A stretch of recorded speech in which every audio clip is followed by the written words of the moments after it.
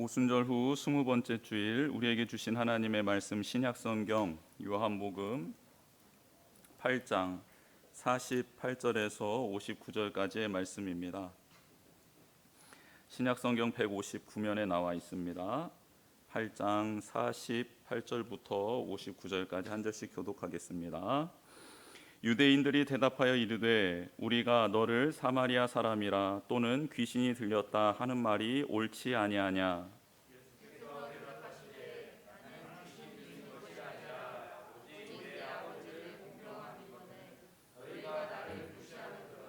나는 내 영광을 구하지 아니하나 구하고 판단하시는 이가 계시니라.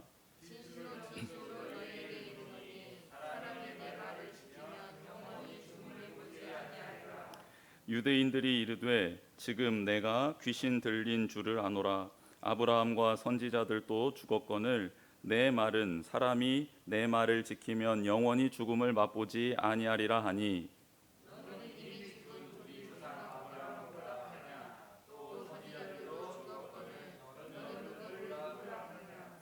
예수께서 대답하시되 내가 내게 영광을 돌리면 내 영광이 아무것도 아니거니와 내게 영광을 돌리시는 이는 내 아버지시니 곧 너희가 너희 하나님이라 칭하는 그이시라.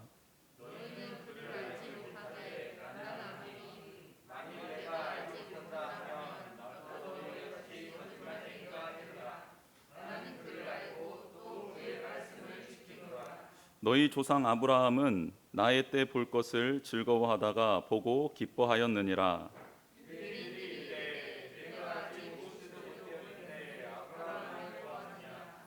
예수께서 이르시되 진실로 진실로 너희에게 이르노니 아브라함이 나기 전부터 내가 있느니라 하시니.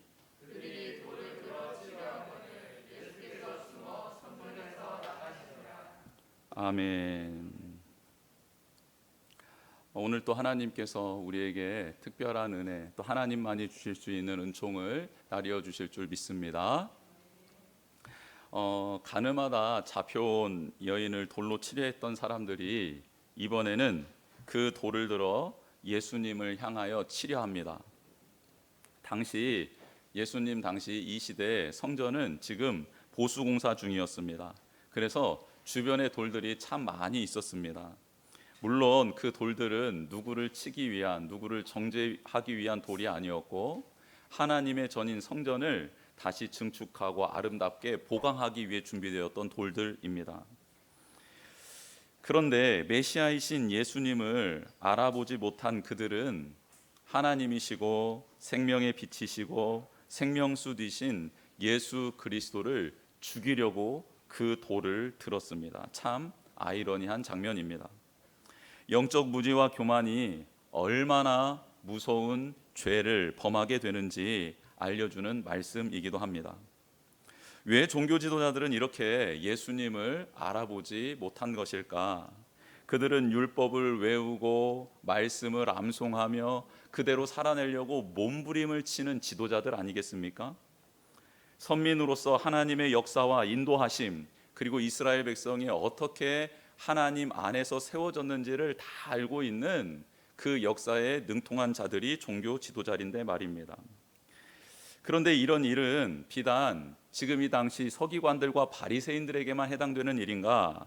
아닙니다. 그들에게 있었던 이 오만방자하고 예수 그리스도를 알아보지 못했던 일들은 믿음의 사람들, 믿음의 윗세대에서도 동일하게 하나님을 알아보지 못하고 하나님을 배반하는 일들로 나타나곤 했습니다. 출애굽 1세대들이 동일하게 이런 일들을 겪었고요. 처음 사람 아담과 하와, 이삭의 두 아들인 에서와 야곱의 삶에도 동일한 일들이 있었습니다. 특별히 왕정 시대에 들어서서 초대 왕이었던 사울과 그 다음 왕이었던 다윗의 모습에서도 오늘 종교 지도자들의 모습들이 나타납니다. 앞서 언급한 사람들 모두 하나님의 영광을 본 사람들입니다. 눈앞에서 하나님의 기적을 맛보았고요. 하나님의 말씀을 직접 들은 사람도 있고 꿈이나 환상으로 하나님의 음성을 들은 사람들이 있습니다. 그렇게 하나님을 본 자, 하나님의 기적을 체험한 자, 하나님의 능력을 힘입었던 그 모든 사람들이 계속해서 하나님을 신실하게 따랐나? 그렇지 않다라는 것이죠. 하나님을 떠나기도 했고요, 하나님을 배신하기도 했습니다. 특별히 하나님의 뜻을 저버리는 행동을 서슴지 않고 했던 사람들도 있었습니다. 그들은 왜 그런 행동을 했던 것일까? 하나님을 알아보지 못하고 하나님을 배반한 이들의 공통적인 특징 세 가지를 알려드리겠습니다. 첫 번째, 그들은 처음부터 삐뚤어지지 않았습니다. 모두가 출발은 좋았습니다. 하나님의 은혜와 사랑을 고백하며 하나님을 예배하고 그 말씀을 온전히 따랐던 믿음의 사람들이었습니다. 처음 마음과 믿음 얼마나 순수하고 좋았는지 모릅니다. 하나님이 그들의 믿음을 들어 사용하실 정도였기 때문입니다. 그들을 하나님이 만드시고 선택하셨지요. 하나님 어떤 분이십니까? 선택한 것에 후회가 없으신 분 아니십니까? 그 하나님이 선택한 분들이니 얼마나 그 중심이 바라고 또 그들의 삶이 얼마나 하나님 보시기에 아름다웠겠습니까? 그들은 처음부터 삐뚤어지지 않았다라는 게 공통점입니다. 두 번째 공통점은 자신의 생각과 뜻이 확고해지더라는 것이 공통점입니다. 하나님이 주신 은혜와 물질과 이성으로 삶을 살아가다 보면 강화되는 부분들이 있습니다. 그렇지 않습니까? 야, 이렇게 하니까 되는구나. 아, 이게 맞구나 하면서 강화되는 부분들이 있습니다. 하나님의 선한 의도 안에서 그렇게 강화되는 부분이 있는 것이죠. 거기까지는 좋습니다. 그러나 성경에 보니 그 다음이 더 중요합니다. 아, 이렇게 하니까 되는구나, 감사합니다 라는 것을 하나님께 올려드리는 자들이 있었습니다. 아, 정말 이렇게 하니까 되네, 하나님 감사합니다, 하나님이 저를 붙들어 주셨기 때문에 이렇게 된 것입니다 라고 그 영광을 하나님께 돌리는 자들이 있고, 반면에 역시 나는 재능이 있어, 내가 하면 다 돼, 이렇게만 살면 되겠구나 라고 그 영광을 하나님께 돌리는 것이 아니라 자신에게 돌리는 자들이 있더라는 겁니다. 그런데요, 후자의 사람은, 그 영광을 가로채는 사람은 망하게 되고, 그 영광을 하나님께 돌리는 자는 끝까지 하나님께 쓰임받더라는 겁니다. 비록 실수를 하더라도 말입니다. 세 번째 특징이 있습니다. 회개하고 돌이킬 기회를 발로 차더라는 겁니다. 하나님은 그들을 선택하셨기에 끝까지 책임을 지시려 합니다. 신실하신 하나님의 성품이지요. 그래서 하나님은 하나님을 떠나고 배반한 자들에게 돌아올 수 있는 기회를 끊임없이 주십니다. 손을 내미십니다. 선지자를 보내시기도 하시고요, 그들에게 특별한 사건을 경험시켜 주심으로 하나님을 바라볼 수 있게도 해주십니다. 그래도 말을 안 들으면 직접 나타나서 음성을 전해주시기도 하고요, 또 꿈과 환상으로 나타나 하나님의 세미한 음성을 전해주시기도 합니다. 어찌됐든 그들이 다시 돌아오기를 원하시는 하나님의 마음을 그들에게 끊임없이 표현하고 계시죠. 그런데 그들은 그 기회를 다 발로 차버립니다. 듣질 않아요. 하나님이 보여주시는 그 놀라운 역사적인 현장 앞에서도 그 하나님의 영광을 보질 않고 그렇게 그 기회를 외면해 버립니다. 자신이 하고 싶은 대로 왕이 되어 살아가는 삶에 익숙해졌기 때문입니다. 하나님의 존재 인정은 합니다. 그들 모두 하나님의 존재 인정합니다. 하나님 계시는 것 인정해요. 하나님의 말씀이 진리이고 능력이다라는 것도 다 알고 있습니다. 하지만 그들의 삶으로 그 하나님이 들어오시거나 그 말씀이 내 삶에 들어와 나를 이끌어가는 것을 원하지 않습니다. 적당한 거리를 유지하길 원해요. 왜요? 하나님의 말씀이, 하나님이 내 삶에 들어오면 내가 쌓아놓았던 이 성, 내가 나를 중심으로 준비시켜놨던 모든 일들이 흐트러지기 때문입니다.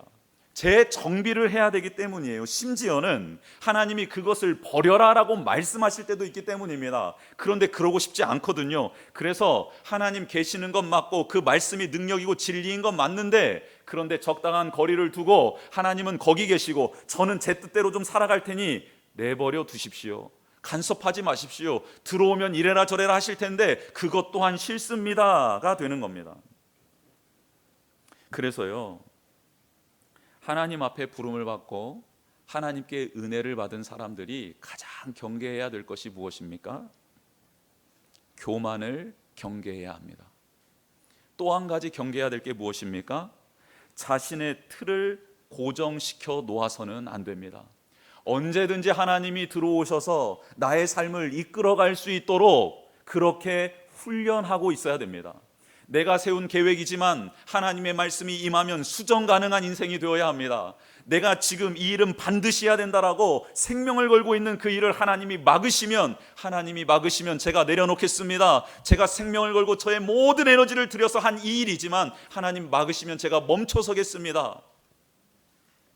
그리고 내 계획에는 없었지만 하나님께서 말씀을 주시고 개입해 주셔서 너가 이렇게 했으면 좋겠다라는 그 음성 앞에 하나님, 저는 한 번도 생각해 본 적이 없지만 하나님께서 그리 말씀하 주시니 제 생명의 주인 되신 하나님 말씀을 듣고 제가 걸음을 내딛겠습니다 라는 이런 하나님 말씀 앞에 나의 삶을 수정할 수 있는 겸손함이 우리 가운데 있어야 합니다.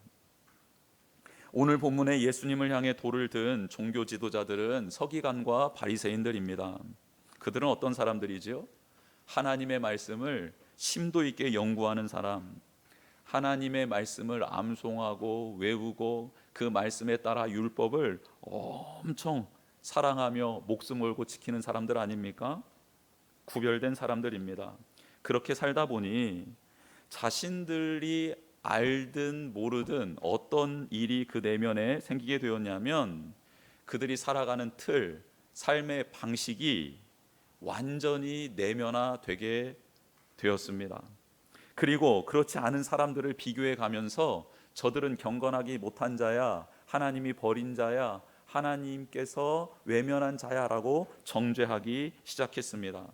모든 사람이 자기보다 경건하지 않다라고 그냥 그렇게 정의를 내리고 살아가는 교만한 사람이 되었던 것입니다. 그렇게 시간이 많이 흐르자 그들은 이제 화석화되었고 그 교만 안에 갇혀 있게 된 것이죠. 하나님은 이런 종교 지도자들을 구원하시기 위하여 지금 예수 그리스도를 보내주셨습니다. 화석화된 그들의 생각, 가치관을 부수고 진리이고 생명이고 빛이신 그 주님의 말씀을 주시려고 예수님을 보내주신 것이죠. 기회라고 보기에는 너무나 큰 엄청난 은혜가 종교 지도자들 앞에 임하게 된 것입니다. 하지만 종교 지도자들은 그 기회를 날려버리지요. 스스로 주인된 삶을 내려놓지 못합니다. 그동안 자리 잡았던 전통적인 관념과 습관, 삶의 패턴을 포기할 수 없었던 겁니다. 여러분, 이 대목이 참 우리에게 주는 교훈이 큽니다. 지금 우리가 하나님의 말씀이 감동이 되지 않는 이유는 뭐냐면 그 말씀은 진리이고 생명인데 그 말씀이 내 삶에 들어오는 것을 허락하지 않고 있기 때문에 감동이 없는 겁니다. 내가 그동안 고집해왔던 생각, 패턴이 있는데 하나님의 말씀은 그것을 깨트리거든요. 그렇기 때문에 우리는 그게 싫어서 감동이 되지 않는 거예요. 그 말씀을 읽어도 몸이 건조합니다. 나의 삶에 역사하는 말씀이 아니에요. 왜요? 적당한 거리를 두고 있기 때문입니다. 하나님과의 거리 두기를 지금 4단계가 아닌 특급 단계로 두고 있다라는 거예요. 1단계도 아니에요. 2단계도 아닙니다. 특급 단계로 지금 거리 두기를 하고 있습니다. 오시지 말라는 거죠. 그렇게 지금 종교 지도자들은 그 예수님의 말씀이 어느 정도 이해되는 부분도 있었어요. 납득되는 부분도 있었습니다. 그런데 그렇게 하고 싶지 않은 겁니다. 받아들이고 싶지 않은 거예요. 왜요? 힘들 일이 일어날 것만 같거든요. 그리고 좁은 길을 가야 될 것만 같았거든요. 안정적인 삶이 흐트러지는 것을 원하지 않았기 때문입니다. 여러분, 한 치 앞도 모르는 선교지에서 하나님의 섭리와 은혜가 강하게 느껴지는 이유가 무엇이죠?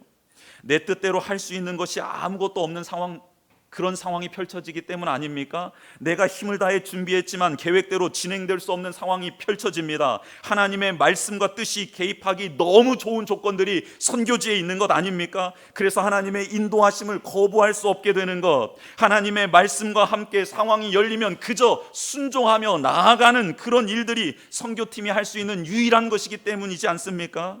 계획된 대로 진행된 게 아무것도 없지만 선교를 위해 준비된 영혼인 나를, 우리 팀을 그때마다 들어 쓰시는 하나님으로 인하여 마지막 날에 돌아오는 비행기 앞에서 그 은혜를 나눌 때 선교팀은 감사의 눈물로, 감격의 눈물로 하나님을 찬양하는 것 아닙니까? 나의 삶의 패턴으로 가는 게 아니라 하나님이 개입하시는 것을 언제든지 수용할 수 있는 삶의 패턴이 하나님의 은혜와 영광을 맛보는 삶 아니겠습니까? 내가 건강할 때에는, 내 생각이, 내 마음이, 내 영이 건강할 때에는, 관계가 건강할 때에는 내 힘으로 모든 것을 할 수 있을 것 같다는 착각이 드는 게 우리의 삶 아닙니까? 하나님의 은혜와 사랑마저도 들어올 틈이 없는 삶 말입니다. 하지만 영적으로, 마음이, 육신적으로, 관계가, 경제적인 어려움이 우리 가운데 임하게 되면 하나님의 음성에 귀를 기울이게 됩니다. 이렇게 연약한 나를 지금까지 사랑해 주시고 보호해 주시고 인도해 주신 그 하나님의 손길이 강하게 느껴지기 때문입니다. 비로소 내가 어떻게 살아왔는지, 내가 어떻게 이 자리까지 오게 되었는지를 깨닫는 은혜의 순간이 우리에게 주어지기 때문 아닙니까? 돌을 들어 치려하는 사람들은 예수님이 자신의 삶에 들어오는 것을 원치 않았기 때문에 돌을 든 것입니다. 그 예수님이 들어오면 나의 삶이 흐트러지고 망가질 것 같은 두려움이 임했기 때문이죠. 그런데 우리는 알고 있습니다. 우리에게 익숙한 것이 질서와 안정이 아니라 하나님이 오셔서 세워주시는 것만이 진정한 질서요 아름다움임을 우리는 알고 있습니다. 우리가 익숙한 것은 무질서와 혼돈입니다. 어둠입니다. 죄입니다. 그래서 빛이신 그분, 생명이신 그분이 들어오는 것을 두려워하고 무서워하는 것이지요. 우리는 어둠 속에 쭉 살아왔기 때문에 그것을 인지하지 못하고 있을 뿐입니다. 그러나 사랑하는 성도 여러분, 우리는 빛이시요 생명수 되신 예수님이 아니고서는 질서를 잡을 수 없는 사람이요, 그 빛이 아니고서는, 그 생명이 아니고서는 우리는 갈 길을 모르는 존재입니다. 그러니 두려워하지 마시고 돌을 들지 마시고 그분을 영접하는 저와 우리 성도님 되시기를 주님의 이름으로 축복합니다. 또한 그들이 돌을 들어 예수님을 치려했던 이유는 무엇입니까? 자신들의 죄와 허물이 드러나는 것을 싫어했기 때문입니다. 예수님은 종교 지도자들의 아버지가 그들이 생각하는 것처럼 하나님이 아니라 마귀다라고 정확하게 말씀을 해주셨습니다. 그들의 모습, 종교 지도자들의 모습 안에는 아브라함의 순종도, 하나님의 뜻을 살아가기 위한 애씀도 전혀 없었기 때문입니다. 많은 사람들에게 존경을 받고 스스로 자신들은 자유인이며 완전한 구원을 받은 존재라고 믿고 있었던 종교 지도자들에게는 엄청난 충격의 메시지였습니다. 그런데 만약 그들이 그렇게 자신들이 말하는 것처럼 하나님을 아버지로 모시고 하나님의 말씀을 따라 온전히 자신을 쳐서 복종하는 삶을 살고 있었다라면 이 예수님의 말씀 앞에 그렇게 알러지 반응을 일으키진 않았을 것입니다. 그러나 그 하나님의 말씀 앞에 그들은 주님의 말씀 앞에 자유롭지 못했던 것이지요. 왜요? 실제 그런 모습들이 자신들 안에 있다라는 것을 알고 있었기 때문입니다. 종교 지도자들은 본인도 감당하기 어려운 말씀들을 백성들에게 가르치며 그것에 순종하기를 강요했습니다. 하지만 정작 본인들은 그 말씀을 피해 살 수 있는 이런저런 말씀들을 합리화시키며 자신들은 무거운 짐을 지지 않고 있었던, 정말로 겉과 속이 다른 삶을 살아가고 있었던 것이죠. 그들은 말과 삶이 일치하지 않는 하나님이 정말 싫어하시는 삶을, 신앙을 유지하고 있었던 것입니다. 그런데 그런 자신들의 숨겨진 모습을 어떻게 알았는지 예수님께서 서슴없이 지적하고 있는 겁니다. 너희들은 하나님의 자녀가 아니다. 너희들은 마귀의 자녀들이다 라고 말입니다. 이 소리를 듣게 되자 그들은 그들 안에 있었던 분노가 치솟기 시작합니다. 감히 나한테 마귀의 자녀라고? 그런 말을 해? 감히 네가? 그러면서 그들은 예수님께 욕설을 퍼붓습니다. 그 욕설이 무엇입니까? 너는 사마리아 사람이고 너는 귀신이 들린 게 확실하다라고 말을 합니다.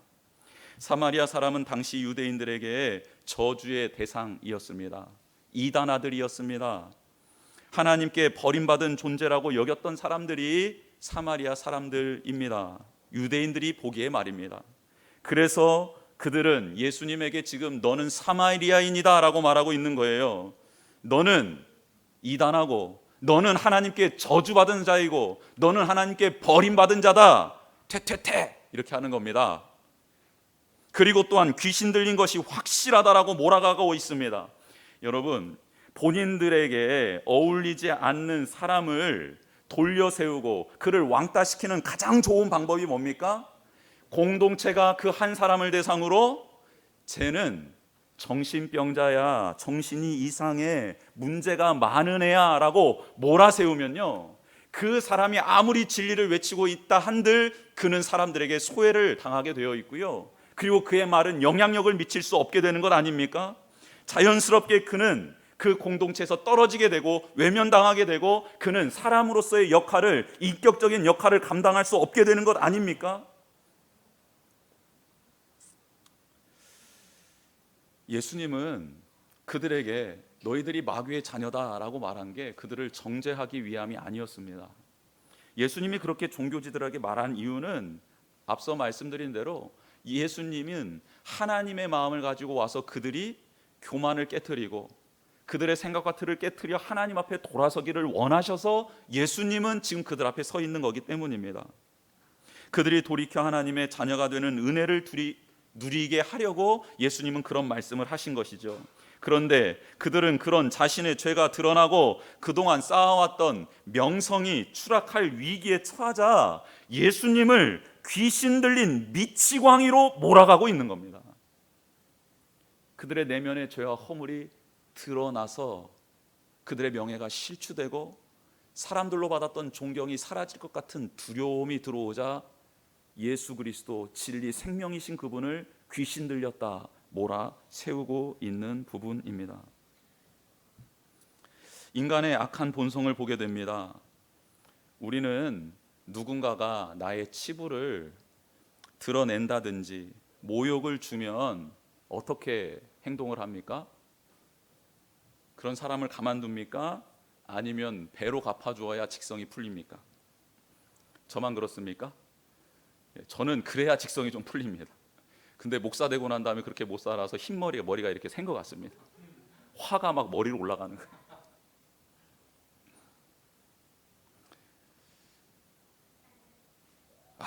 그렇죠. 나만 알고 있는 은밀한 부분이 발각되는 순간 자기 방어 기제가 우리는 극으로 치솟습니다. 극으로 치솟아요. 우리는 살아가면서 종종 이런 경험을 할 때가 참 많이 있지 않습니까? 우리 모두는 그래서 죄책감을 가지고 살아가는 존재들 아닙니까? 제가 우리 성도님들에게 이런 말을 하면 자유로울 분 있습니까? 하나님 앞에 기도 제대로 하고 있습니까? 하나님 앞에 지금 말씀대로 그대로 살고 있습니까? 이런 말을 하면 우리 성도님들 자유로우신 분이 있습니까? 없지요. 근데 이 말을 저에게도 해도 저도 자유롭지 못하거든요. 우리는 죄책감을 안고 살아가는 존재들입니다. 옳은 길이 어딘지는 알아요. 그런데 그 길로 가고 싶지 않아서 그릇된 길로 가는 게 우리들 아닙니까? 이로 인해 자기만이 알고 있는 죄와 허물들, 그게 우리 마음속 은밀한 곳에 겹겹이 쌓여져 있습니다. 그래서 누군가가 내게 그런 질문을 하거나 혹은 그런 아픈 부분을 지적을 하잖아요. 그러면 일단 우리는 부정합니다. 아니야. 그리고 그 부분이 혹시라도 드러나게 되면 책임을 전가하고요, 다른 사람에게 죄를 뒤집어 씌워 그 사람을 죽이는 일에 애를 쓰고 힘을 다하게 되는 게 우리의 모습입니다. 그런 우리들 예수님 버리셨습니까? 이런 종교 지도자들 예수님이 버리셨습니까? 아니요. 버리기는커녕 화내시기는커녕 그 내면의 문제를 해결할 수 있는 방법을 가르쳐 주십니다. 그게 바로 무엇입니까? 너의 영광을 구하는 삶에서 하나님 아버지를 공경하는 삶으로의 자세를 바꾸면 된다라고 예수님께서 알려주십니다. 자신의 영광을 구하는 자는 치부가 드러나면 절대 안 됩니다. 항상 주변 사람들의 시선에 온통 신경을 쏟고 있는 그는 하루하루 살아가는 것이 고통입니다. 왜냐하면 그들로부터 인정을 받아야 되고 존경을 받아야 되는데 그런 치부가 나타나면 안 되기 때문에 늘 불안 가운데 염려 가운데 살아가고 있기 때문입니다. 그러나 하나님을 공경하는 삶은 그분께 나의 모든 연약함을 고백하는 삶이 됩니다. 하나님이 나의 죄를 지적하시면 그것을 온전히 받아들이고 그런 연약한 나를 사랑해 주시고 회복시켜 주시기 위해 십자가신 예수 그리스도를 붙들고 사랑하게 되기 때문입니다. 하나님을 더 사랑하고 경외하는 자가 바로 하나님을 공경하는 자의 모습이기 때문입니다. 종교 지도자들이 예수님을 무시하고 저주하는 이유는, 그들이 돌을 든 이유는 자신의 영광을 위해서 살아가고 있었기 때문입니다. 자신의 평판을 위해, 안위를 위해, 명예를 위해, 인정받기 위해 그렇게 살아가고 있었기 때문이에요. 물론 이런 것들이 필요 없다라고 말하지는 않습니다. 그러나 그것을 추구하는 삶, 그것이 목적이 되는 삶을 살아가는 순간 우리 모두는 괴물이 되고 맙니다. 예수님은 하나님의 형상이 회복될 수 있는 길은 하나님을 공경하고 하나님을 의지하고 하나님의 영광을 위하여 살아가는 것이라고 지금 말씀해 주고 있습니다. 예수님은 하나님의 영광을 위하여 사명을 감당하고 있었기에 아무리 너희들이 돌을 들어 나를 치려한다 해도 나는 하나님께 받은 말씀, 하나님께서 보여주신 그것을 전하겠다라고 결단을 하시지요. 포기하지 않겠다라고 말씀하시며 망설이지 않고 계속해서 사명의 길을 걸어가십니다. 여러분, 예수님도 인성을 가지신 분 아닙니까? 완벽한 사람 아닙니까? 무리가 따르고 자기를 환호하는 것에 대한 즐거움을 아시는 분입니다. 그러나 자신이 영광을 받는 것을 거부하시며 오직 하나님께만 인정받는 것을 목적으로 삶을 살아내고 계시는 겁니다. 이 부분을 지금 우리에게 알려주고 있는 것이죠. 종교 지도자들은 주변 사람들의 말과 행동이 중요했습니다. 그런데 예수님은 하나님의 마음과 뜻이 중요했습니다. 하나님이 기뻐하시며 인정해 주시는 일에 자신의 생명을 거시는 분이 바로 예수님이셨습니다. 지금 우리는 누구의 시선을 의식하며 살아가고 있습니까? 또 그 누군가의 마음을 얻기 위해 나의 에너지를 쏟고 있습니까? 우리는 나를 가장 사랑해주는 소중한 사람보다 나를 이용하고 나를 써먹다가 결국 버릴 그런 사람들의 눈치를 보며 살아가고 있지 않나, 그런 서글픈 마음이 들 때가 종종 있습니다. 우리의 생명과 물질의 주인은 도대체 누구입니까? 왜 우리는 자꾸 나를 가장 사랑하시는 예수님의 마음을 그렇게 아프게 하며 찢어 놓으며 살아가는 것일까요? 주님을 기쁘시게 하는 우리가 되었으면 좋겠습니다. 종교 지도자들이 예수님께 돌을 던지려 했던 마지막 이유는 무엇입니까?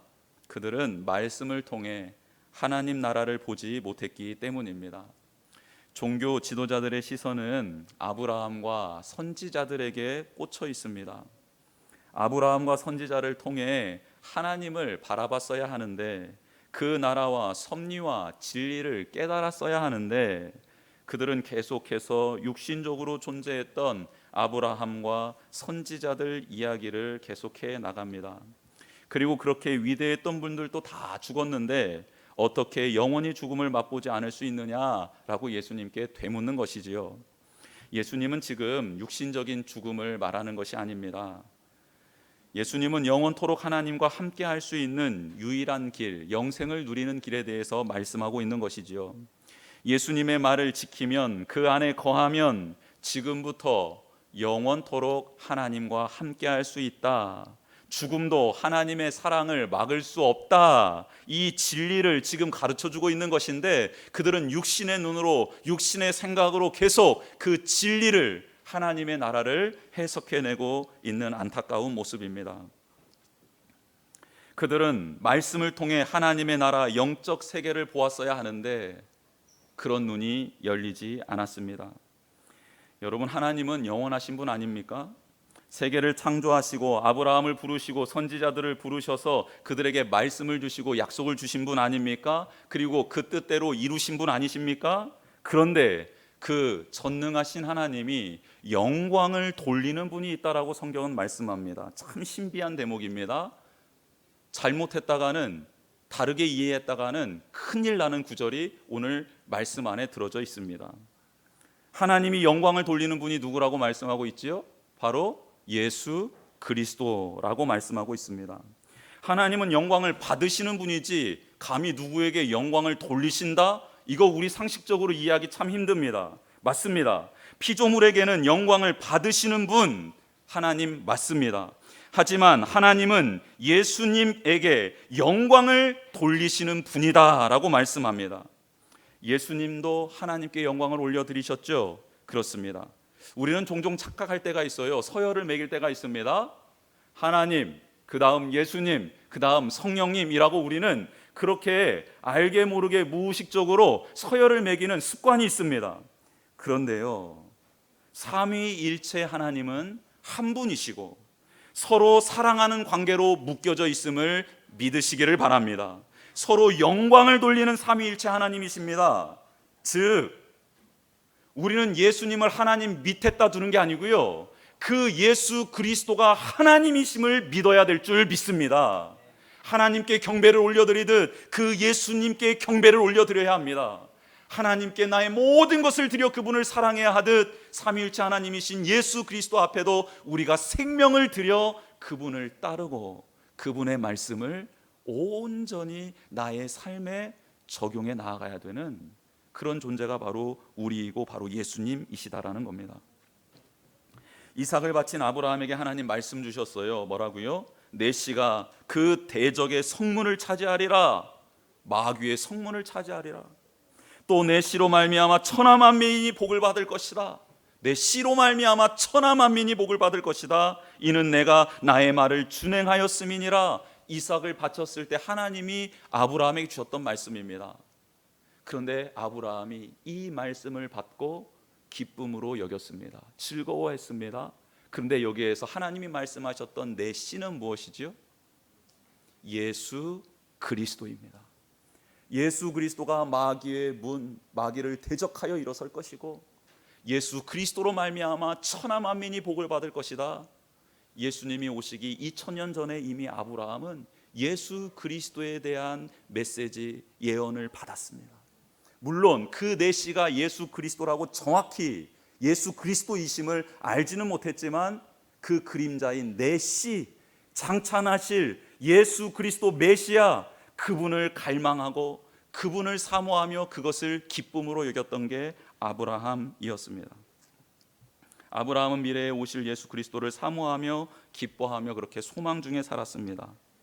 하나님이 말씀하신 그 씨가 바로 예수 그리스도였기 때문이죠.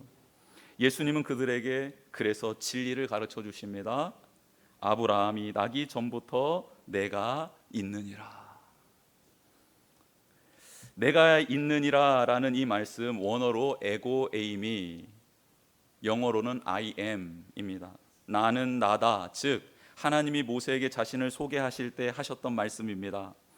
아브라함이 있기도 전에, 세상이 만들어지기도 전에 나는 나였다. 지금 예수님께서 말씀해 주고 계십니다. 이렇게까지 말씀해 주셨으면 알아들어야 하는 것 아닙니까? 다른 사람도 아니고 말씀에 능통했던 자들, 하나님의 영광을 알았던 자들, 그 역사를 다 알았던 종교 지도자들이니 말입니다. 그런데 그들은 예수님의 말씀을 듣고 신성 모독을 한다라고 여기며 예수님을 죽이려 돌을 듭니다.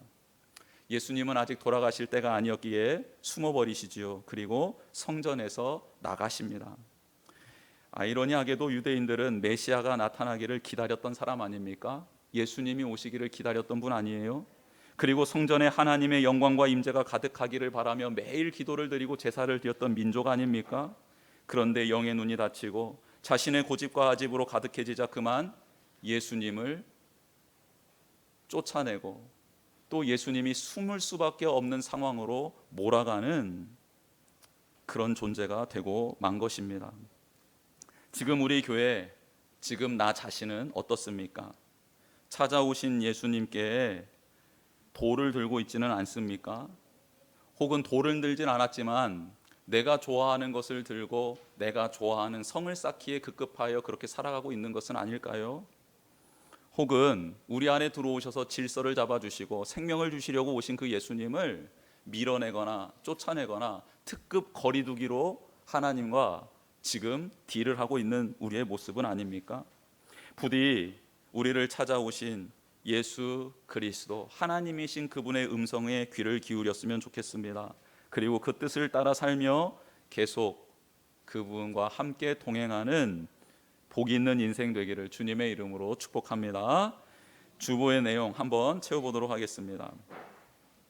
오늘 말씀을 통해 주신 교훈은 첫 번째, 예수님이 나의 삶에 들어오셔서 하실 일을 기대하는 존재가 되었으면 좋겠습니다. 기대합시다. 그분이 오셔서 하실 일이 기대가 되는 존재가 되었으면 좋겠어요. 예수님께 죄와 허물을 고백하며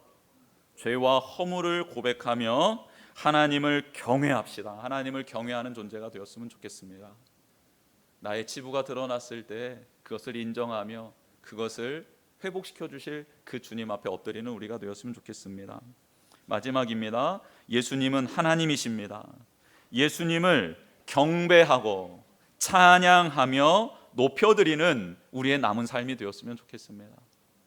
하나님 밑에 있는 분이 예수님이 아니고요, 요한 사도는 계속해서 말씀합니다. 예수님은 하나님이시다 라고 말입니다. 예수님을 온전히 경배하고 찬양하는, 높여드리는 우리의 삶이 되기를 주님의 이름으로 축복합니다. 이 시간 같이 찬양하며 기도하는 시간 갖겠습니다. 주께 가까이 날 이끄소서.